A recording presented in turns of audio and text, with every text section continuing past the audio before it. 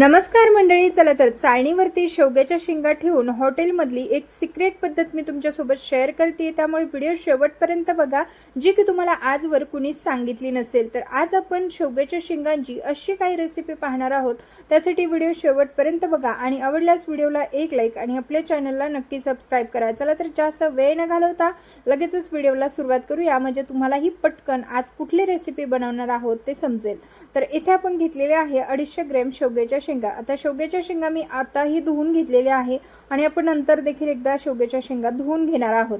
पण त्या अगोदर आपल्याला आता शेवग्याच्या शेंगा कट करून घ्यायच्या आहेत। तसंच शेवग्याच्या शेंगा कट करत असताना त्याच्या शिरा देखील आपल्याला अशा प्रकारे काढायच्या आहे। तर शेवग्याच्या शेंगांच्या शिरा काढणं अगदी सोपं आहे।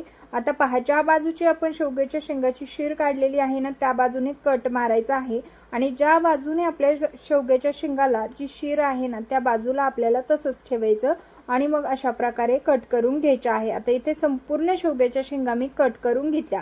आता कट करून घेतल्यानंतर आपण एकदा हे शेवग्याच्या शेंगा स्वच्छ अशा धुवून घेणार आहोत। तर पहा, अशा प्रकारे आपल्याला आता इथे पुन्हा एकदा शेवग्याच्या शेंगांमध्ये पाणी टाकायचं आहे आणि हलक्या हाताने हे शेवग्याच्या शेंगा धुवून घ्यायच्या आहे। तसं तर आपण कट करताना अगोदरच एकदा धुवून घेतल्या, पण पुन्हा एकदा आपण ह्या धुवून घेत आहोत। किंवा तुम्हाला जर वेळ असेल तर थोडा वेळ जर अशा पाण्यात शेंगा ठेवल्या ना, तर खरंच त्या एकदम रसरशीत तयार होतात। त्यामुळे ठेवू बी शकता, परंतु आपल्याला वेळ कमी आहे त्यामुळे मी लगेचच आता चाळणी घेतलेली आहे आणि चाळणीवरती आपण अशा प्रकारे हे शेवग्याच्या शेंगा ठेवून घेणार आहोत। तर मंडळी, तुम्हाला एक निवेदन आहे की तुम्ही आपला हा व्हिडिओ कुठल्या शहरातून किंवा गावातून पाहत आहात ते मला कमेंट करून नक्कीच कळवा। तसंच आपली ही रेसिपी तुम्हाला कशी वाटली तेही कमेंटद्वारे कळवा, म्हणजेच मला तुमचे पर्सनली आभार मानता येतील। तर मस्त अशा शेवग्याच्या शेंगा आपण इथे ठेवून घेतलेल्या आहे। त्यानंतर इकडे पाणी आपण अगोदरच उकळायला ठेवलं होतं। आता या पाण्यावरती आपल्याला हे शेंगा अगदी हाताला चटका लागणार नाही अशा पद्धतीने चाळणी ठेवून घ्यायची आहे। तसंच आपल्याला या शेवग्याच्या शेंगांवरती थोडं थोडं मीठ जे आहे ते अशा प्रकारे टाकून घ्यायचं आहे। मिठामुळे आपल्या शेवग्याच्या शेंगांना छानशी चव येते, त्यामुळेच वरतून आपण मीठ टाकून घेतलेलं आहे। त्यानंतर आपल्याला आता यावरती घट्ट झाकण ठेवून कमीत कमी 5 मिनिटे ह्या शेंगांना वाफ देऊन घ्यायचे आहे।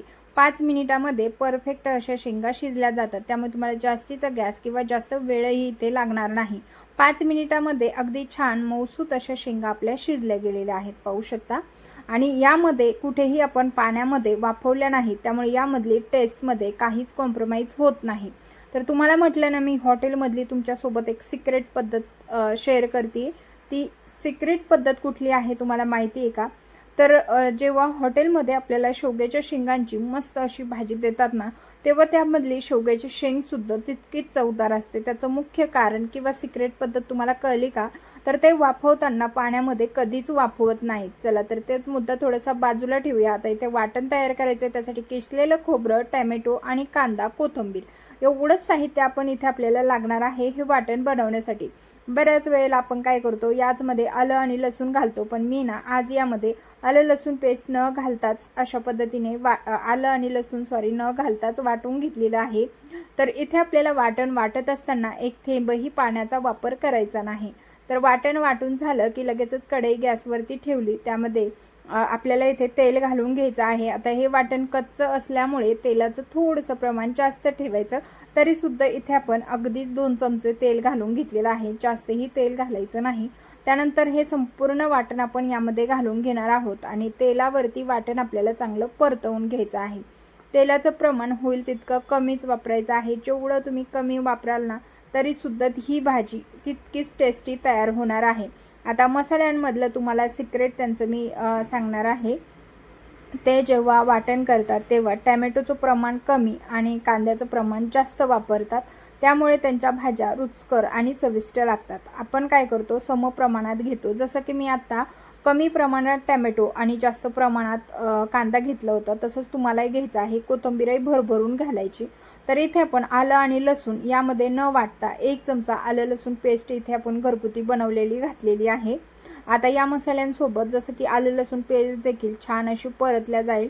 तुम्ही हवं तर सुरुवातीलाच तेलामध्ये घालू शकता किंवा मी ज्या पद्धतीने घातली त्या पद्धतीने घालू शकता। अशा पद्धतीने घातल्यामुळे आपली आलं लसूण पेस्ट छान ह्या मसाल्यांबरोबर हलकीशी परतल्या जाते आणि त्यामुळे तिची चव जशीची तशी राहते आणि त्यामुळेच आपली भाजी ही अप्रतिम आणि चविष्ट तयार होते। आता हा मसाला आपल्याला जोपर्यंत थोडंसं तेल सोडत नाही तोपर्यंत परतवून घ्यायचा आहे। तसंच यामध्ये आता आपल्याला काही गरम मसाले ॲड करायचे। तेल सोडलेलं आहे, त्यानंतर घरगुती मसाला घातलेला आहे, त्यानंतर अर्धा चमचा गरम मसाला घातलेला आहे, त्याचबरोबर आपल्याला इथे पाव चम्मच इतकी हळद घालायची, त्यानंतर धना जिरा पावडर घातलेली आहे 1 चमचा। या व्यतिरिक्त तुम्ही कुठलेही मसाले यामध्ये ॲड करायचे असतील तर ते तुम्ही करू शकता, परंतु मी अगदी मोजक्या मसाल्यांमध्येच ही भाजी बनवणार आहे आणि तुम्ही यामध्ये जेवढे मोजके मसाले वापराल ना तेवढी ही भाजी चविष्ट होते। तुम्ही नेहमी कुठलाही किचन किंग किंवा घरगुती कुठलाही एखादा मसाला गरम मसाला यामध्ये वापरू शकता। या व्यतिरिक्त यामध्ये तुम्हाला कुठले जास्तीचे मसाले वापरण्याची गरज नाही। त्यानंतर पहा मसाले मिक्स करून झाले, त्याचबरोबर आपल्याला आता इथे चवीपुरतं मीठ देखील घालून घ्यायचं आहे। पुन्हा एकदा हे मसाले मिक्स करून घेऊया। तर मसाल्यामधून इतका छान वास येत आहे कारण मसाला आपला परफेक्ट असा परतला गेलेला आहे। आता पहा बऱ्याच वेळेला असं होतं की आपल्याला अशी भाजी बनवायची म्हटलं ना की वाटण भाजा, भरपूर वेळ द्या, परंतु तुम्हाला जर घाई गडबडीत टिफिनसाठी जर ही भाजी बनवायची असेल किंवा अचानक पाहुणे घरी आले आणि भाजी बनवायला वेळच पुरेसा नाही, तर अशा वेळेला तुम्ही या वाटणापासून झटपट होणाऱ्या वेगवेगळ्या भाज्या बनवू शकता। आता या वाटणापासून तशा तर तुम्ही भरपूर भाज्या बनवू शकता, तुम्हाला हवे त्या भाज्या या वाटणामध्ये तुम्ही बनवू शकता, परंतु बऱ्याच वेळेला ज्यांना ज्या प्रकारचं मसाल्यामध्ये भाजी खायला आवडते त्यावरती डिपेंड राहतं। तसं तर यामध्ये बटाटा, मटकी, वेगवेगळे बऱ्याच भाज्या तुम्ही बनवू शकता। आता इथे पहा शेवग्याच्या शेंगा आपण ज्या वाफवून घेतल्या होत्या त्या देखील इथे टाकून घेतलेल्या आहे। आता भाजीमध्ये आवश्यकतेनुसार पाणी घातलं, पहा कमीत कमी तेलामध्ये सुद्धा छान तरी आलेली आहे। जास्तही तरी नको होती, त्यामुळे ना प्रमाणातच आपण इथे तेलाचा वापर केला।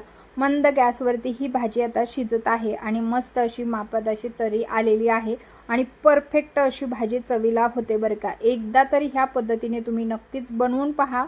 भाजी तुमची इतकीही जर थोडीही जर तुम्हाला चवीमध्ये कॉम्प्रोमाइज वाटलं ना तर तुम्ही बिनधास्त मला कमेंट करून कळवू शकता, कारण कॉम्प्रोमाइज होतच नाही, भाजी इतकी चविष्ट होते, नेहमीपेक्षा दुपटीने चविष्ट भाजी होते। आता ही भाजी तशी तर तुमच्यासोबतच शेअर करते कारण ही भाजी मी टिफिनसाठी बनवलेली आहे। टिफिनचा डबा अगोदर भरून घेतला कारण वेळ झाला होता, एवढ्या गडबडीत मी भाजीचा व्हिडिओही शूट करत होते, त्याचबरोबर माझा टिफिनही चालू होता, त्यामुळे टिफिनला भाजी भरून ठेवली, म्हटलं थोडीशी थंड होईल आणि त्यानंतर इकडे मस्त सर्व करायला घेतली। तर पहा मस्त अशी टिफिनसाठी जर भाजी देत असेल तर भाजी किती चविष्ट असेल यावरून तुम्ही अंदाज लावू शकता। तर खरंच माझ्या शब्दावरती विश्वास ठेवा आणि एकदा या पद्धतीने भाजी बनवून पहा, कारण तुमचंच काम सोपं होणार आहे। तुम्हालाही जास्त वेळ भाजण्यासाठी, मसाला भाजण्यासाठी तेवढा वेळ नसेल ना तर तुम्ही इन्स्टंट आणि झटपट अगदी 10 ते 12 मिनिटामध्ये तयार होणारी ही भाजी बनवू शकता। तर मस्त अशी शेवग्याच्या शेंगाची भाजी, लचकदार, तोंडाला पाणी आणणारी भाजी तयार आहे। आता ही भाजी ज्वारीची भाकरी, बाजरीची भाकरी, चपाती, भात, राईस कशाही सोबत खा, तितकीच अप्रतिम आणि चविष्ट लागते। त्यामुळे तुम्हाला आजची रेसिपी नक्कीच आवडली असेल तर तुमच्या मित्रपरिवारासोबत व्हिडिओ जास्तीत जास्त शेअर करा आणि जर तुम्ही आणखीनही आपल्या चॅनलला फॉलो केलं नसेल तर लगेच करून घ्या, बाजूच्या बेल आयकॉनला ऑन करा, म्हणजे पुढील येणाऱ्या व्हिडिओचे नोटिफिकेशन तुम्हाला सर्वात पहिले मिळेल। चला तर भेटूया अशाच नवीन आणि इंटरेस्टिंग रेसिपीसह, तोपर्यंत बनवा, खा आणि तुमची भाजी किंवा रेसिपी कशी झाली मला या व्हिडिओच्या खाली येऊन कमेंट करून कळवायला मात्र विसरू नका। चला तर भेटूया नवीन एका रेसिपीसह, तो